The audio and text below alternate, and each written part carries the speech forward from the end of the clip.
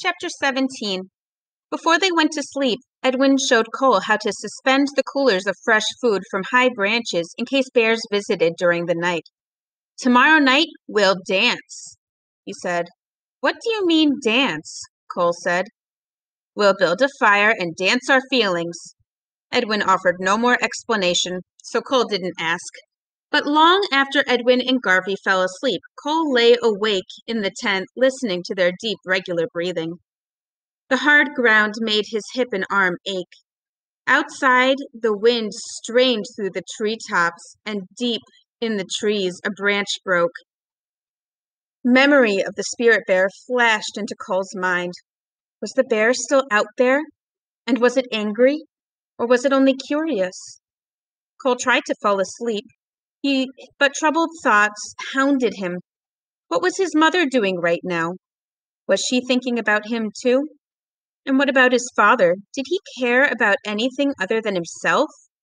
Cole thought about his own troubles with the law and about all his troubles at school.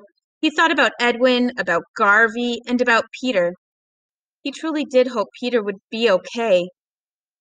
He tossed and turned. Cole found himself growing angry again.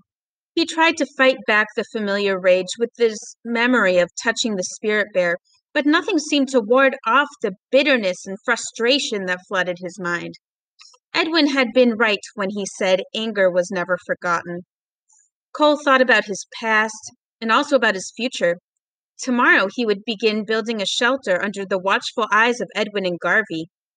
Even with his bum arm, he'd probably do all the work while they sat around on their butts like they had today. And then what? What would happen after they left?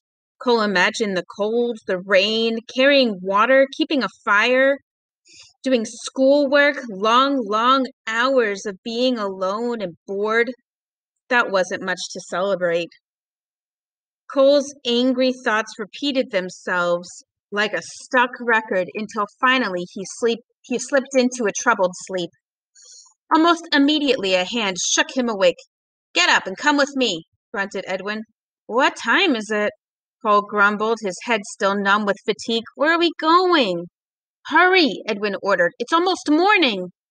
Cole clawed his way out of the sleeping bag and fumbled into his shirt and pants. The icy air had made his clothes stiff, and he shivered. He heard Garvey still snoring loudly as he crawled out into the brisk air.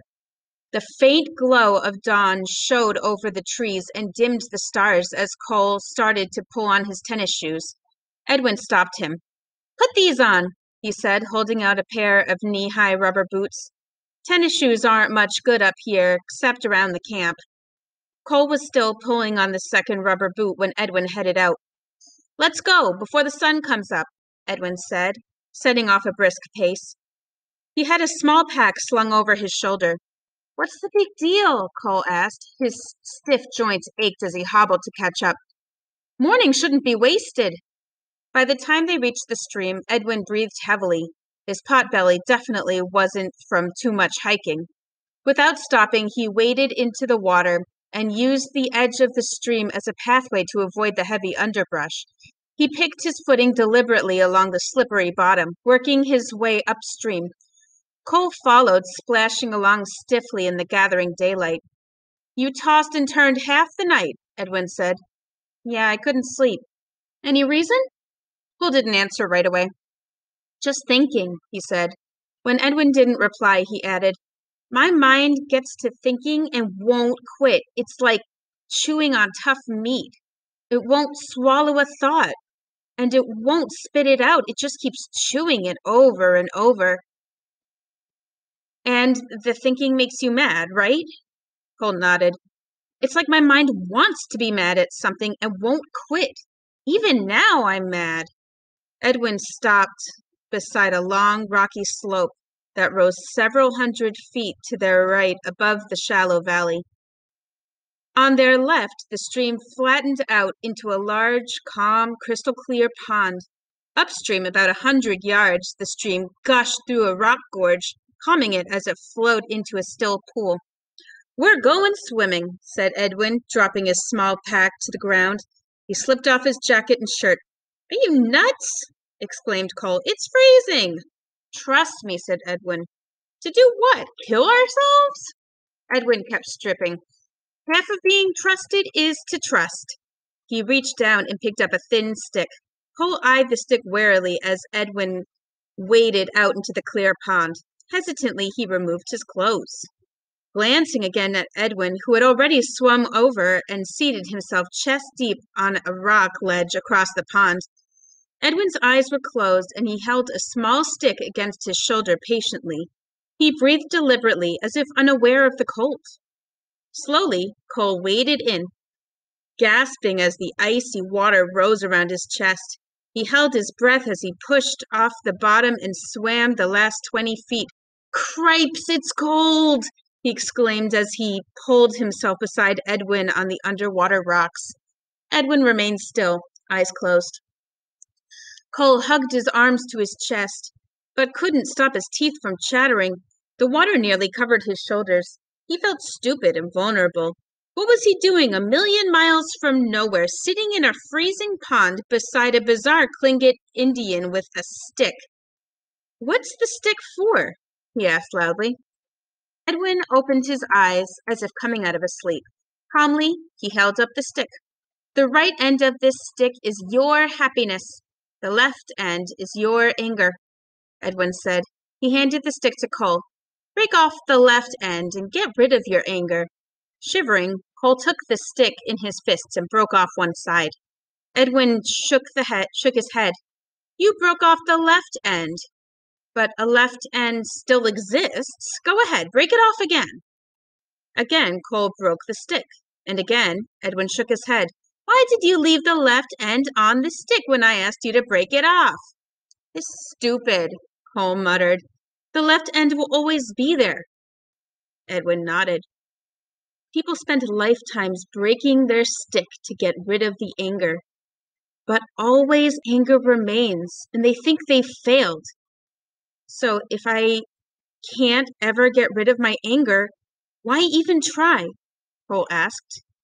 Edwin reached and took the remaining piece of the stick from Cole's hand. His fingers toyed with the wood as he looked up at the sunrise that had begun to glow warmly over the trees. Then he glanced over his shoulder at the dark storm clouds that hung menacingly on the opposite horizon. He waved the stick. Is the sky sunny or is it stormy? He asked. Cole looked both ways and shrugged. Depends on which way you look. If you looked only at the clouds, what would you say? Stormy. Yes, and what would you say if you looked only at the sunrise? Cole's body had grown numb from the icy water, and his teeth chattered uncontrollably. Sunny, he grunted impatiently. Edwin waved the stick in a circle. The sky, this stick, hot dogs, life, it's all the same. It's what you make of it. What you focus on becomes reality. Everybody carries anger inside, but also happiness. Those who focus on anger will always be angry. Those who focus on happiness will... I don't have a choice, Cole interrupted, speaking almost desperately. I can't help it. I don't go to bed and decide I'm going to stay awake tonight and be mad. Have you been angry since you entered this pool today? No, said Cole, because I'm freezing my butt off. Edwin smiled. When I was banished to this island, I came to this pond to get rid of my anger. It gave... You just said you can't get rid of anger, Cole argued. This pond gave me a choice. I could focus on the left end or the right end of the stick. I could focus on the sunrise or the dark clouds. It was my choice. So unless I go somewhere and freeze every morning, I'll keep getting mad, huh? Edwin smiled but shook his head. You only look at the left end of the stick and at the cloudy sky now because your experiences in life have made that a habit. Happiness, like anger, is also a habit. You learn to be happy one day at a time. But habits change hard. This pond will help you. What do I do in the winter? Edwin wrinkled his forehead. Winter will be the hardest. Winter is bad. Short days, the fire's warm, and the stream too bitter to soak. You'll find yourself wanting to stay inside beside the fire where it's easy for your anger to fester like a devil's club thorn. You'll stare into the flames and remember bad times. In the winter, you'll need to find other ways of looking at the right end of the stick. Cole felt himself growing dizzy from the cold and was about to protest when Edwin stood and headed to shore. Gladly, Cole followed. On shore, Edwin pulled out towels for each of them, and they dressed in silence. Cole noticed that much of the stiffness and pain had left his joints. Even his arm felt better. He turned to Edwin. You know, the stuff you told me makes more sense than all the weird things the counselors and psychologists have told me in school and at the detention center. Edwin tapped Cole's shoulder with the broken stick. That's because those people still think you can get rid of the left end of the stick.